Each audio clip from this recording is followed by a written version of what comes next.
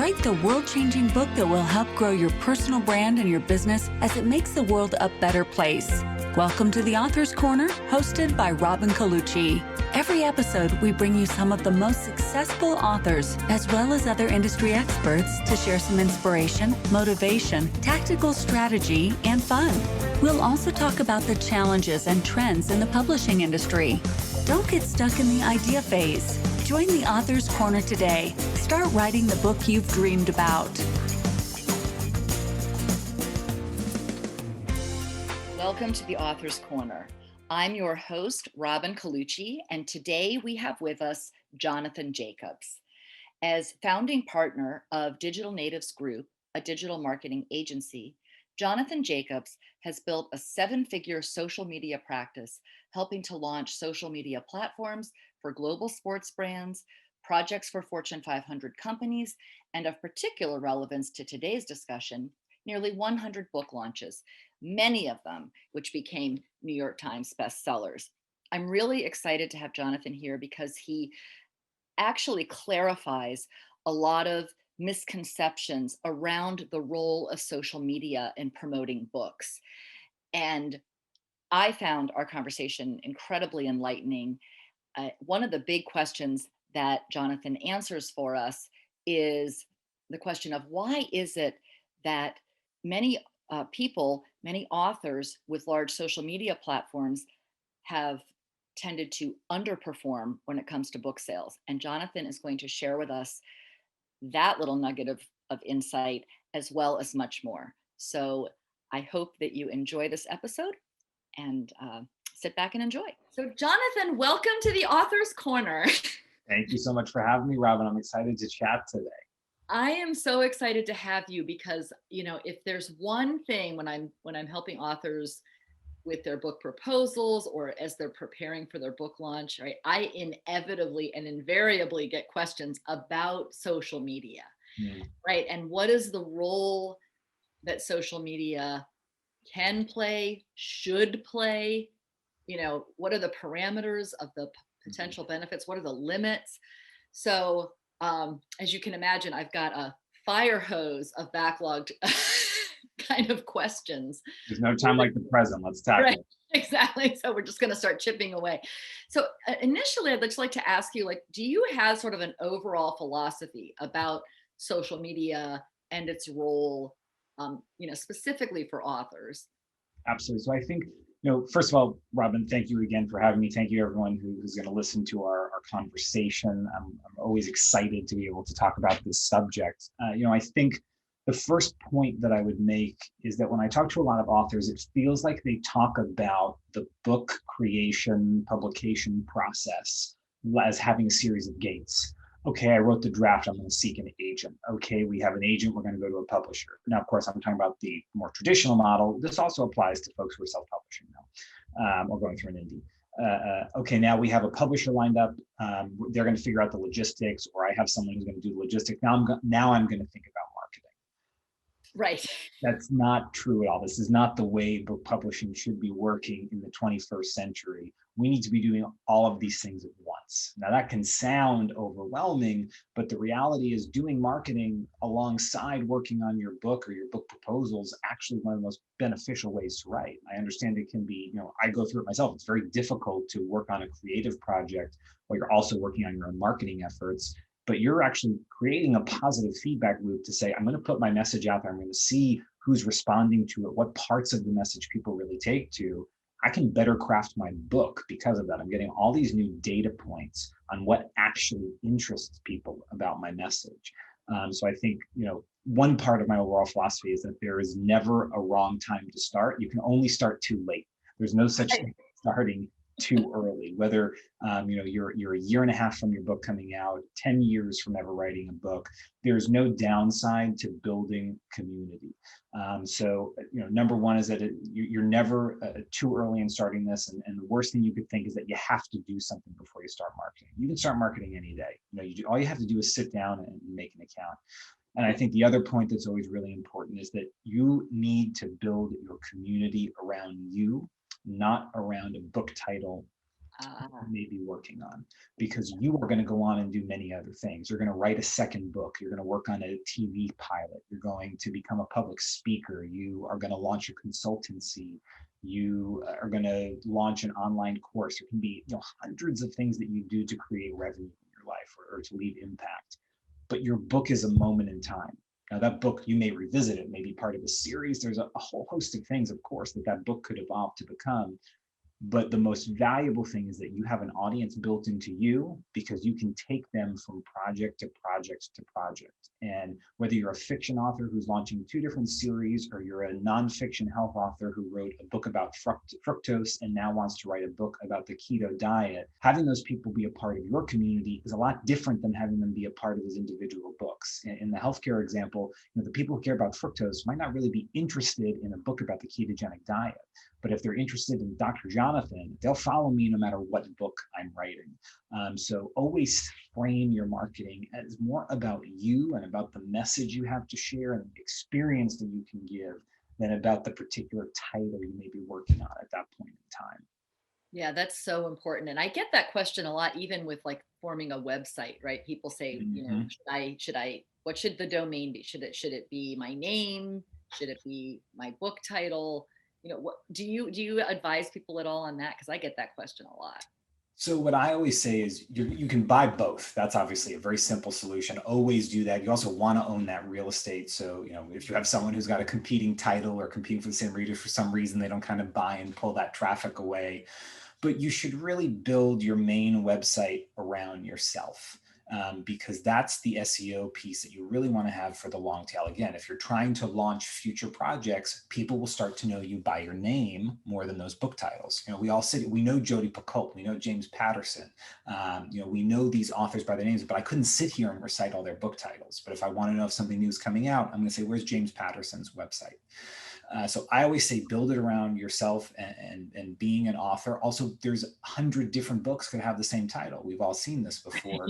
Right. So you can end up acquiring a lot of traffic that actually bounces from your website, which isn't great for SEO purposes. And also, you end up competing for that page rank on Google against 100 books that may have similar domains, because you're all trying to own your book title website. One caveat again to that would be, if you are a fiction author who's got a series that may have 10 books coming out in it, and you've established there are some folks interested, it would definitely be good to have a separate home for that, because you've built out a little universe. But I think the default should always be, and even if you're doing that, should always be to have your author website as your first and foremost home online. Well, I'm glad to hear that, because it confirms I've been giving good advice.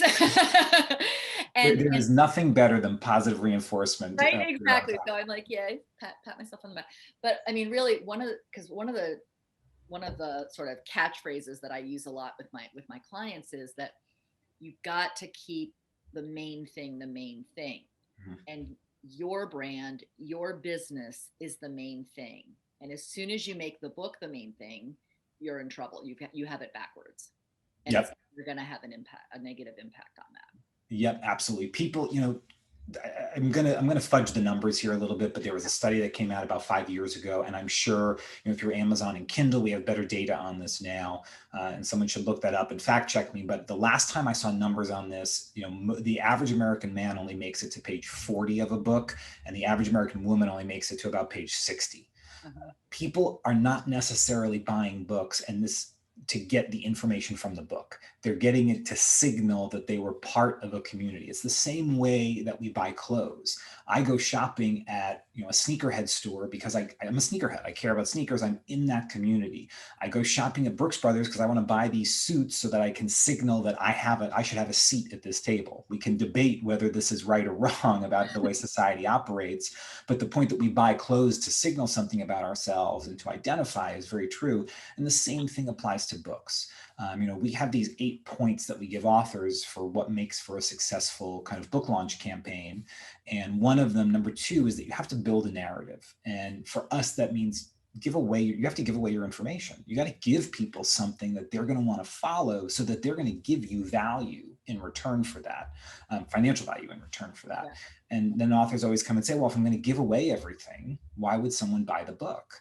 Well, first of all, if they're going to follow you for 365 days a year and piece the book together through Facebook and Pinterest posts, power to them. They should not have to pay, 18 Right.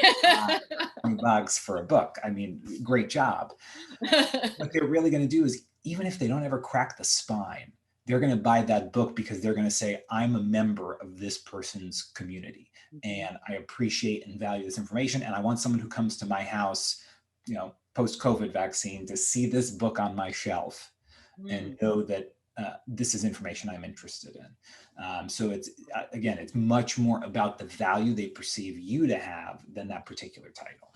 And I love that the relationship that you've established with them through social media. And that really brings me to the next area of questioning, which is, what do you see as the most vital role that social media plays in this whole dance of promoting and launching a book? Like, how do you, because, and I mean, that might be a really big question. Yeah. But I know you have a big answer, so. Definitely a big question. If there is a word or a phrase that I think about when I think about social media, it's relationship building. That is what it is. It's establishing a connection of, yes, it's one to many, of you to hopefully thousands of tens of thousands of hundreds of thousands of people out there, but it's trying to find a way to create authentic connection between you and this group of people who says, I see you and I see value in what you have to share. We've allowed the process of book publishing to become disintermediated. We don't have to rely on publishers as much to sort through all this noise on both ends. And we now can have authors who are going directly to an audience and saying, I have information that you want. Now, you may then bring a publisher back in who says, I see the value there for sure, but we don't have to rely on that piece of the equation anymore. And, a whole other point is, of course, the financial mechanics of the industry. Now there's less resources to go around for marketing purposes. So authors really need to take ownership of this social media opportunity, the opportunity that social media presents to them. But the way I think about it, and relationship building has a lot of components. Number one is you can use social media to find your cheerleaders. Who are the people that most readily take to your information? And now if you can identify 50 of those people, and there's lots of little ways to do that. You have Facebook, which gives away, they have this top fan badge that they give some people on your page now. So there's that's, I personally have not perceived a ton of value from it for our clients yet, but we know it's there. There's ways potentially you can create incentives around that. Through using a social media monitoring tool, you can keep some internal notes on who's engaging most often with your content. You can use that to figure out, okay, here's 50 people I want to give early copies of the book to because I know they'll leave reviews, or I know that they'll give me good feedback if we do one more draft of this. You can use this before, as I said, have people help you collaborate on the material. That's not to say they're going to decide the direction of the plot, but you can give people the opportunity to name a character or give you an avenue for further research. What's a question that they want to know the answer to? We're just trying to form this bond of continuously providing value back to people in a way that allows you to build up that goodwill ahead of making the ask. And it's something, we do in our communities all the time. What is friendship at the end of the day? Well, there's a value in return of I'm friends with you, but also it means I'm going to have to rely on you at some point. And I do that, and it's okay for me to do that because I've done the same for you. I've given you that value back as a friend before. And that's the way it should feel, is that it's not a business and commercial ask, but I've done all these things for you. I hope you don't mind that now I'm going to ask you to do this thing for me.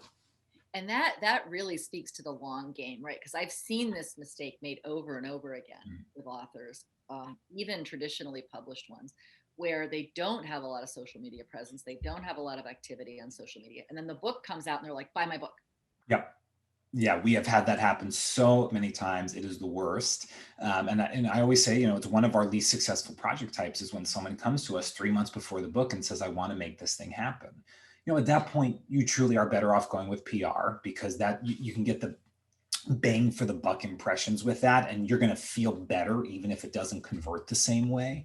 But we really never take on projects if a book is, let's say, 3 or 4 months from release, and this is not someone who has done anything for their online marketing. They have no PR lined up, they have no previous like credential or credibility to rely on, because what's going to have to happen is that you'll create a profile, you'll get 2 weeks worth of value content, and then you're immediately going to switch to buy my book, buy my book, buy my book. And it's the same thing with going into a bookstore. There may be a little bit of enjoyable discovery around, oh, here's a cool book cover, let me look at that and pick it up, maybe I'll get it. But for the most part, you're going to stumble upon hundreds of authors who are going to have a book sitting there on an end cap or on a table, and you're not going to really pick it up because you have no familiarity with them. You may choose to research it later, but you're not going to actually convert to that purchase because there's no no relationship to lean back on. There's the old adage in marketing that it requires 7 touch points with a customer before they become a buyer. So they have to experience your brand 7 times. That may mean getting an ad served 7 times. It may mean going to a store once, getting an ad served, getting an email. But the idea was you had to have 7 of those things happen before someone became a purchaser. So seeing that one ad, seeing that one Facebook post is not going to make them buy the book. And the other downside to this is whatever work you had done to build your community, you're going to turn those people off who came in, because all they're going to be seeing is this messaging about buy my book. And who wants to see that for 3 months straight? Exactly. Yeah. Just unfriend. Exactly. Right. Unfollow. I mean, it is the person who, okay, sorry, I'm getting a call, I got to go. Right. Exactly. Oh, wait, I'm losing my connection. I'm entering a tunnel or something. So let me ask you this, because, it's interesting too, because I think a lot of authors actually their more default personality for a lot of them is more introverted. Um, and even if authorship isn't their primary thing, you sometimes see this in scientists as well, and some of these top experts aren't necessarily the people who are like, hey, meet me. So what do you tell people who have that kind of how do you support people who are really like, well, I'm a kind of a private person. I don't really like to share. I don't, I mean, Yeah, no, I mean, very I common. definitely get that. I am an introvert myself. I always say if it weren't for working in this industry, I don't know that I'd actually be on much social media besides an Instagram or a Twitter. Like I think that would really be it. The answer to that is, are there people who are successful without social media? Yes. Are they few and far between? Also, yes. Should you try to copy what they've done? No, because it's genuinely a lot harder to do that than it is to invest the time in creating community. Now, the folks who do it well are folks who do one of 2 things. Either they have invested in outside PR who's gotten them on every major news network, and they've gotten so many appearances that those touch points pile up. I will say that is so much harder from 2016 to today. We've all seen what the news cycle has become, and securing a PR appearance. A PR appearance is not secure until you are actually on the air now. We have had one client, and I'll never forget, the publisher, the PR agent at the publishing house said, I've never had this happen in my 20 plus year career. They were on the way to an appearance on one of the big 4 networks and got pulled as they were in the car on the way to the studio. So now we know you cannot rely on these things till they occur. The other way it works is if you have a lot of friends who have high audience numbers on podcasts and social media. So you can rely on them to promote for you.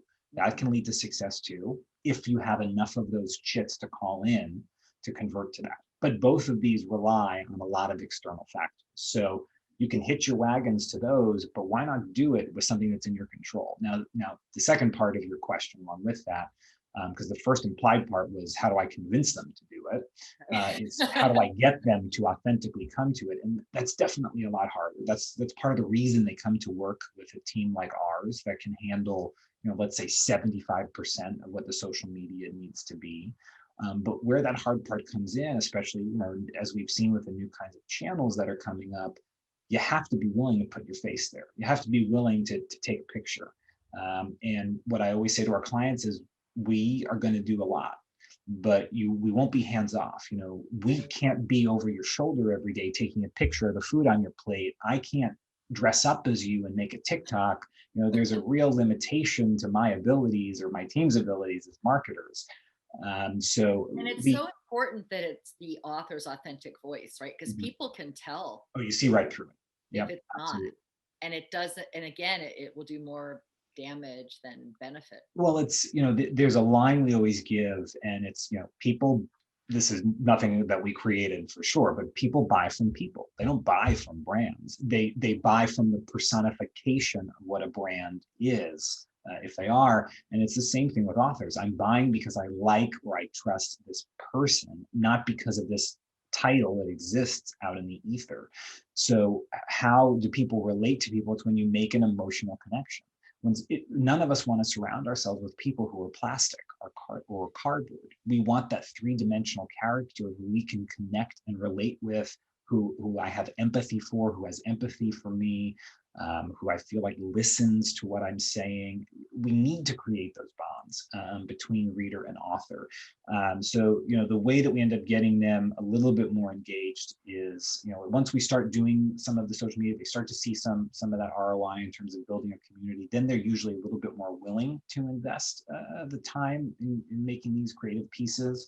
But it usually starts with, what is the lowest lift way to get them engaged. So maybe it is, you don't have to send me a picture of you with a head of cabbage at the supermarket, but send me a picture of what you have for dinner. Send me a picture of your desk or the view out the window, because that's a little bit more of again, they're still not on the camera. And I think that ends up being where a lot of the discomfort comes around, of feeling like I have to reveal myself or share something from my day. When we can still keep the camera facing out, it lets us break down that wall a little bit. And then eventually, again, over time, they start to get a little bit more comfortable. So I think it's starting with what are the easiest ways to reveal something without feeling like you're being vulnerable, which, you have to be vulnerable to be successful on social media, in my opinion, or in marketing generally. But that's kind of a point for a much broader conversation. But You yeah, know, that is how such can we an slowly bring interesting down the wall? that is such an interesting point though, because one of the anxieties that my clients bring to me when we're writing their book Mm. is like, well, but is it okay for me to admit that I don't have it all figured out? And I'm like, oh my God, please, you have to. 100%, 100%. There's some great stories I've read. I used the example before of authors who turned to their audience and they said, "What kind of pet would this character own? What would that pet's name be? Help me figure out what you want to hear more of from me." People want to feel like they're a stakeholder in what's Yeah. happening, and when they feel like a stakeholder, they're more likely to buy that later thing. Think about how a GoFundMe or a Kickstarter works. The idea is to say, people want to have skin in the game. Mhm. They are okay with a business that's just being built for the first time and giving that business money because they believe in the vision and the product and the people who are behind that. Mhm. It's, for, again, another industry we could have a whole podcast about whether it should be this way or not, but that's what venture capital is. Right. We're betting on the jockeys, not the horses. It's the people running the companies, not Right. the horses. Not the product that you're That's great. I love Exactly. that.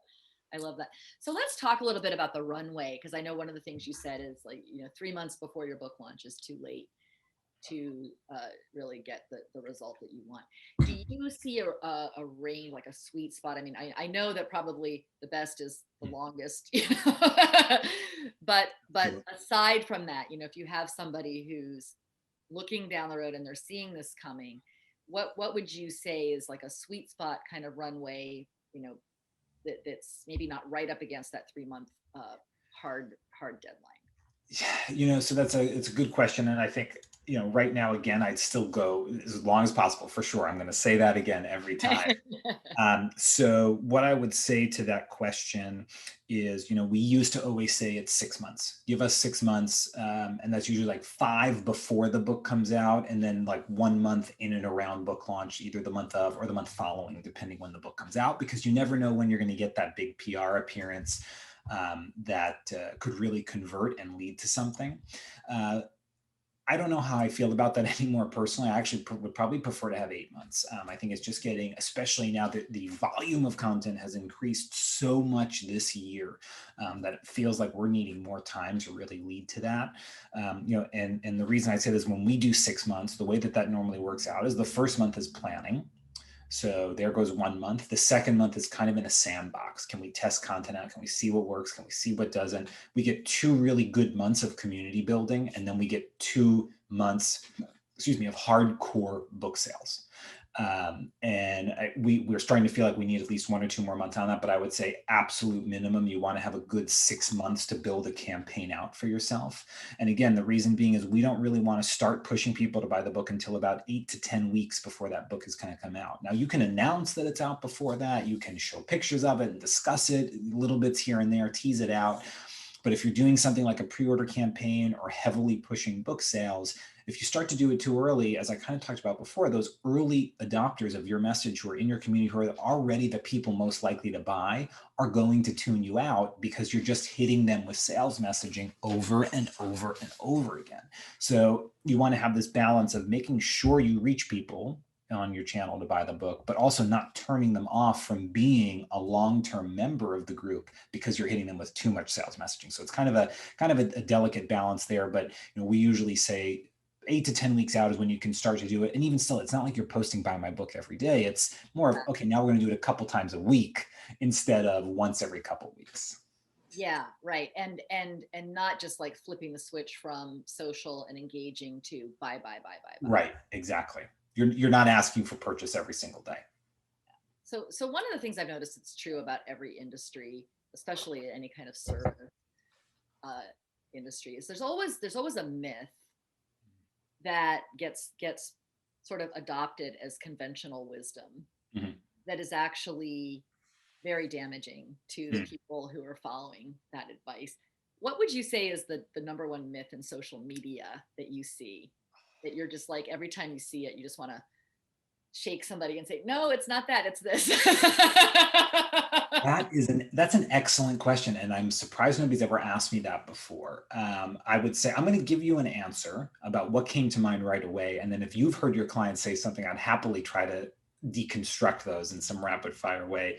I think it's the number one thing would be the number of people that come to me and give me the Gary Vaynerchuk or Tony Robbins or Jay Shetty, whoever may be example, and say, I want to do this. Like he said this, therefore I have to do it. She said this, therefore I have to do it. And I think it's a myth that it all has to be done the way that you saw someone else do it. The way that I've talked about this before is, we have clients who come to us, and the case study we're probably most known for, and I kind of referenced in my bio a little bit, is Dr. David Perlmutter and our work on the book Grain Brain. I always feel weird talking about it because that book was 6 years old, but it's still, that was the best-selling book of 2014 on hardcover nonfiction. And then a lot of people, of course, came to us and said, I want you to do for my book what you did for this book. Sure, I'm happy to try to make you a bestseller, but you have to be willing to experiment, because only so many people are going to get to the top of the mountain going up the same way as the guy who came before them. Eventually, if that path becomes so trodden with other people, you're going to have a mudslide. The ground's going to give out underneath you, and nobody's going to be able to get to the top anymore. You have to be willing to find alternative routes to get up there at a certain point. So I would say it's use some of the lessons about people that these other thought leaders may give you. What are they teaching you about human psychology, or about effective calls to action? How they choose to execute based on those insights works for them. You don't need to choose to execute the same way. What you need to do is say, here's what I know about people and marketing. Here's what I know about where I want to get as a brand, and here's what I know about my brand and what I can communicate about. What is the synergy between these three things? Because it will be different from and it should be different from anyone else out there. So I guess I would say that the myth is that you have to do something a certain way because you saw somebody else do it. However anybody else did it is not going to work for you, because you're not like anybody else. That's brilliant. That's so brilliant, and it's so true. And it's like, Yeah. and really, again, it goes back to that authenticity, Right. right? Which is from what I from you can correct me if I'm wrong, but from my observation, I think that that's like the make or break quality on social media. Absolutely. And because people can see right through it when you're not being an authentic person, or you can build community, but it won't be as effective. You will get people who are not interested in taking action. They're following you for a different reason. Mm-hmm. Oh, that's interesting. Hmm. Say more about people who are following you for a different reason. I know. Well, it's when you have someone who's not bought into you, they may just be following because you're interesting to observe. I think we see Right. that a lot with Mm. influencers, and it's what happens when you move from the nano to the micro to the mega influencer spaces. These influencers actually become less and less effective. They get a lot of followers because people want to be aware of what's going on, or they think this is an attractive person versus someone who's following them for the content. Now, that's not to say, again, that mega influencers don't have their time and place. They are great for increasing the Q score of a brand if you want to pay for that. For our campaigns, we tend to do more nano and micro because they know more about their communities and we can get better conversion rates. But what I think you see from people who aren't authentic is you just get a lot of audience because you just somehow magnetize and pull people in, but they're not following you because they want to buy from you or trust you as a spokesman or a leader. They're following you in the way we tend to think about social media, which is I just want to passively consume content versus I want to engage with this person's material. I think you might have just answered one of my questions, but I'm going to ask it anyway to see Yeah, if yeah, please. but because one of the things I wanted to ask you about, and I'm really excited to ask you about, because this is a mystery. This has been a mystery to me, although I think, like I said, we might have broken some ground. But I know through some of my insider channels that uh, there have been at least several cases where publishers have paid massive advances to huge social media influencers for books that have then gone on to underperform quite Mm-hmm. drastically. Mm-hmm. Um, so tell me more about that in terms of what do you believe is the cause of that? Yeah. So let me break down influencer space a little bit. Let me also put on my hat real quick and say I really don't like influencer culture, and I think it's a huge part of why we have the problems we do today as society. I'm going to take off that hat and put back on. So there's kind of like a couple different groups here. So you've got your nano influencers. Now, a lot of people define them differently. So I'm going to give you my kind of number thresholds for the way I think about it. There's nano influencers, which are people who have 1,000 followers and below. There are micro influencers, which my numbers, 25,000 and below. There's natives, we just say, then there's influencer, which is about 25,000 to 250,000. And then there's mega influencers or macro influencers, which we say are 250 and above. A lot of people have their own numbers around it. That's how we choose to categorize them. So you may hear different numbers from different places. But again, general idea is super small, average size, and then the big Kim Kardashians of the world. What we tend to see is this sweet spot for our clients is really the nanos and micros. There was a funny tweet I saw yesterday, and this woman goes, Twitter users with 150 to 350 followers are the backbone of Twitter. And it's kind of true. Reason being, when you only have a small audience, you're much more in tune with what has resonance with them and what doesn't, because these are people who are 100% following you for the information and the content you put out there. They like what you have to say because that's the only way they're learning about you. If you're someone with 150 Twitter followers, there's not a TV series about you. There's no press release that's going out. People have found you because of your content is appearing before them on social media, and they say, oh, I think that person has an interesting perspective. So we worked with a client once was one of the big four sports leagues, and we did this influencer/blogger community, had tracking links to figure out who converted and sold the most product. Who sold the most product are 3 smallest influencers. Everybody did the same amount of posting and publishing, but this person, our number one, was someone who had about 10,000 followers, and she did the most dollars in sales, more than our influencer who had over 900,000 who was a part of this campaign. So why is this? To get to your question, on one part, again, we know that on the small side, people are much more in concert and in tune with their numbers. And then again, once you get larger, it's much harder to pin down, okay, why is this person actually, why are these audience members actually following this person? What part of it is inertia? What part of it is, oh, this person's attractive, therefore I want to look at them? What part of it is, oh, I've been following them since the beginning. The inertia of being an audience member. There's really two parts of the inertia of being an audience member and then of being an influencer and just continuously collecting attention. And then there is, well, they did this other paid campaign that was actually resonant with their audience, but so that helped them build, but that doesn't make them someone for whom there's resonance for your potential audience. So we see that a lot. There's examples beyond just books. There's examples in television. There are examples in apparel of influencers, creating new lines and it not taking off. Certainly, there are ones who are successful, the James Charleses of the world. Some of the folks in the food space definitely worked. I think there are probably a lot more misses than hits, though. Yeah, and that's so interesting because I know from being somebody who helps people prepare book proposals, right? And the agents and publishers are looking for those higher numbers. And this seems a very upside down point of view. Well, the way I tend to talk about it lately, and I think this is probably a comment more on the state of the publishing industry, but right now the industry is like oil prospectors.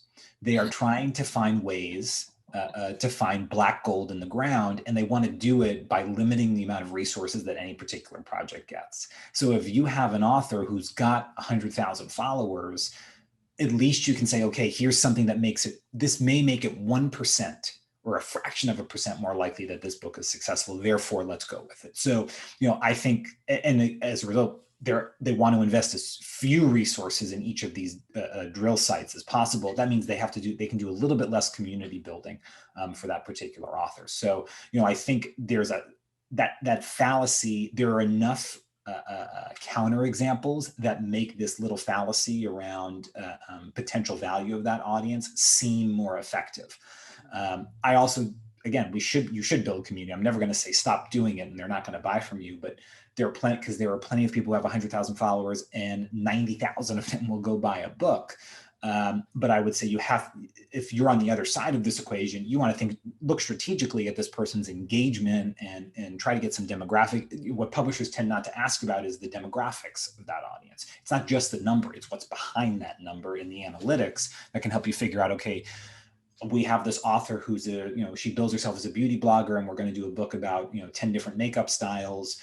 Oh, wait, let's dig into that 100,000 audience. Well, 90% of it's men. So they're not following her makeup. They're following looking for beauty tips. This person's attractive.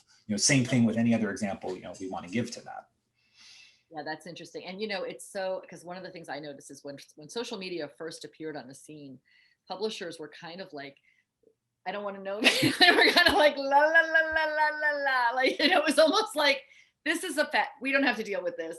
Yep. And then when they finally caught on, maybe around 2006 or 8, somewhere in there, that, oh, this could be a real thing. Then they almost glommed on. Right. And went this other extreme of like, oh, we need, people with huge, huge followings. So it seems like they're still not quite dialed in. Well, I think I'm generalizing, but this is just. Yeah, I mean, I think they have come a long way. I think Penguin Random House is probably an example of a house that has built a good in-house arm. Hachette is probably another one. The one downside I will still say is I think they all see their jobs, and I understand why, because they know where their revenue comes from, is focusing on book sales rather than focusing on community building for the author. And I get why. I do think, again, it's short-sighted, because if you are truly making an investment in this author, just because they won't move 5,000 books in the first month, if you choose to focus on community building versus book sales, they may move a factor of 10 more books in the long tail because you spent that time helping them build their community versus focusing in the short tail and just moving as many books as possible. I get that the mechanics of the industry, same thing as building shareholder value, focus on the here and now at the expense of the future. But I do think, that's the next kind of a fallacy to break, or the frontier to conquer on the publisher side of things, is to really get them more invested in building an author presence, not just in building, a book campaign. Yeah, and I think that this is also important, a really important message for self-published authors as well, because Mhm. and something else that I tell my clients, regardless of publishing route, is that you've got to understand, and I don't care where you started or how big your following is initially, that it really takes a good 2 to 3 years for a book to really get its legs. Yeah. In terms of, if you want to be thinking about long-term, ongoing, repeating sales, you don't just promote the book for 3 months and then stop talking about it. Mhm. That's why we always tell our authors too, we don't like to call ourselves a book marketing firm, or don't come to us and say, I want to be a bestseller, because we can try to make that happen. But that's a shot in the dark. There are so many factors that depends on. It is what is going on in the news cycle that week, as we saw. Again, everything Right. has changed in the media Yeah. landscape since 2016. It is what other books are coming out that week. Mhm. It's how is the New York Times going to decide to start calculating things differently at a given point in time? Because say what we will, we all know that's the list that people care about. And then it's, does the New York Times even decide to track your book? One of the projects I'm most proud of is a book that in the week it came out, it would have been Advice How To Miscellaneous in New York Times. It was just, I think, general hardcover nonfiction for Publishers Weekly, but it was number 11 on Publishers Weekly for the week. It did not list on the New York Times at all. I am convinced it's because they chose not to track the book. They saw the material and they said they weren't interested in it. And I think they said they did not want to pick it up for that reason. That was, for me, that was probably, I think, 15. That was the moment that I just said, we can't make this promise to people because we can't guarantee it anymore. This isn't like I am trying, you have, computer mice, and you try to say, I want to move 1,000 products of them, and I can actually try to do that. I have control of it. E-commerce solution. We can run ads and make sell it. Not only do I not own the point of sale for you to move your book, but I need to now make sure that a third party is choosing to verify these sales. Because again, say what you will, Wall Street Journal, USA Today, etc. People care about New York Times, and that's it. I don't care what they tell you in a meeting. That's the thing we're all looking for. So, we're not interested in working with someone if that's what they're really going to hit us on, because we know the real value is going to come from the long tail of that book, it continuing to stay relevant, making sales, building an email list and a community that keeps wanting to buy and engage. Yes, having that book hit the bestsellers may help you get those 5-figure speaking engagements a little bit faster, but is there more longevity there? And also, I think too, like sometimes the New York Times initially doesn't want to list a book, but then when they see performance over time, Mm-hmm. then they will put it on their radar and they will start tracking it and reconsider, because that I don't know about, I know that the New York Times has that editorial board component, Right. which not all, most of them don't. Well, and that's why we always say keep us on for a month or two after the book comes out, because you don't know, Robin, you go, I just read this really interesting book on sociology, and you pass it to a friend, and that friend reads it, and they pass it to a friend who's a producer for CBS This Morning, and they say, oh, we should get this person on the show. All those things sometimes happen. And then that can be the spark that lights that fire in those couple weeks after the book comes out, that it may actually lead to you getting on the list. And it's good to keep it, have a team like ours around for that. But point being, it doesn't, yes, it's great to have that opportunity with on sale because all those pre-orders get to pile in, but sometimes that spark is just going to come a little bit later because you've been consciously building that effort and that momentum forward. And then once you get that CBS This Morning hit, you've got this website or the social channels that you can drive all of these impressions back to. And then a bunch of people go, okay, I see the value here. I want to grab this book. And I love what you're saying, because what I'm getting as an overall message is that social media is not a quick fix solution. It's not at all. a quick way to make up for not having built a platform. Well, I think what I always have trepidation around, or I get this weird feeling, is even when we say the word social media now, because I think a lot of people still who are not adopting it as part of what they do, feel that it is juvenile. And what I will say is, if you feel that way about it, then don't call it social media. It's marketing. It is community building, whatever words you want to put around it. Like, this is how people are finding out about your book now. And there's don't ask. There's no other way around it. It is not the full page ad in the New York Times. Oh my gosh, that's so Yeah. funny. When I first got into publishing, that's how they took the premier authors. That's what they got. Yeah. The publisher would be like, we're spending $20,000 to give, which you could never get today, but to Yeah. give you a full page ad in the New York Times. That's not, people don't buy a book because a publisher tells them, hey, buy this book that we just put out money to make. It's That's the last thing they're going to do. With all this disintermediation, look at what Spotify's done. I always say the good example that the publishing industry needs to follow is the music industry. And I think we're moving that way. It's just going to be when people really adapt to it. We now have the ability to search through all of this content and find the music that we are the most interested in. And we do not have really any barrier to entry to find it. Because even if we want to just do the free version of Spotify, sure, we listen to a few commercials while we're listening to that whole CD. But we have I don't really care if Universal or Sony or Warner or whoever it is out there making that CD. I can just go stream that person's music wherever I want.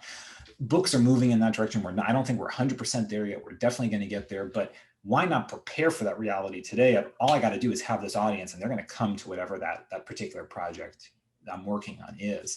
But I think I'm losing my train of thought there. But so I think we need to pay more attention to that as the model for what we're doing.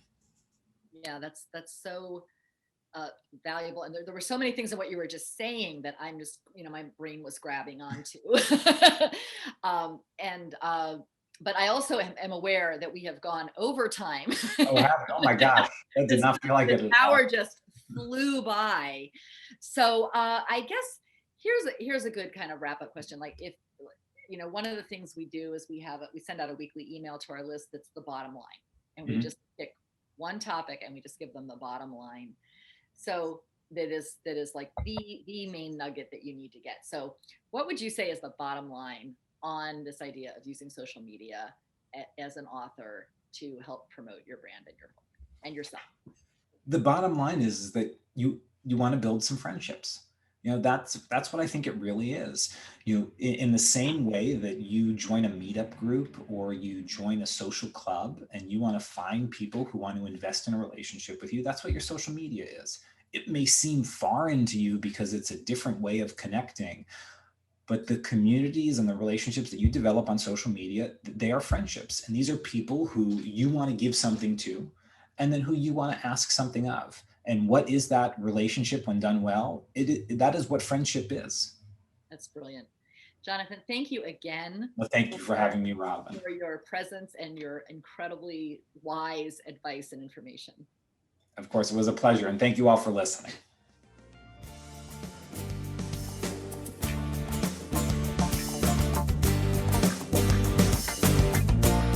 Thank you for tuning in to another amazing episode of The Author's Corner. You're one step closer to writing the world-changing book you've dreamed about for years. To access today's show notes and other helpful resources, simply visit our website at theauthorscorner.com. A positive review would be appreciated. Until next time.